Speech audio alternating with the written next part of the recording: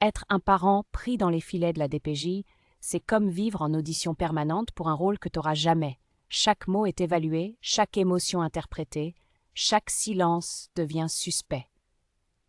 T'as pas le droit d'être fatigué, pas le droit d'avoir peur, pas le droit de flancher, même quand c'est ton enfant qu'on menace de t'enlever.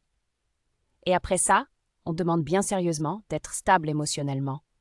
Tu sais, calme, posé, résilient, pendant qu'on épluche ta vie comme si t'étais un dossier radioactif. Mais parlons-en de ce que ça fait à long terme, de l'hypervigilance à t'en donner des ulcères, de l'insomnie à force de t'inquiéter, une estime de soi qui fond comme neige au soleil, puis un isolement social parce que t'as trop honte pour regarder les gens dans les yeux. T'ajoutes à ça un sentiment d'injustice tellement gros qui te donne la nausée, puis une colère rentrée qui finit par te ronger de l'intérieur.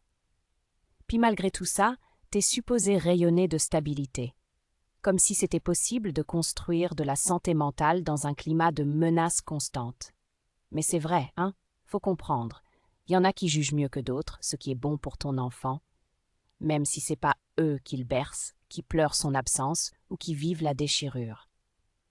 Fait que pendant que l'État demande la paix d'esprit à ceux qu'il met en guerre, il y a tout un peuple qui regarde ça, puis qui commence à comprendre que la vraie instabilité, c'est peut-être pas chez les parents qu'elle commence. Et si, au fond, la vraie question était celle-là, comment peut-on prétendre vouloir protéger des enfants en détruisant psychologiquement leurs parents? Peut-on vraiment parler de bienveillance quand le système fabrique lui-même les blessures qu'il dit vouloir réparer? Bonne réflexion.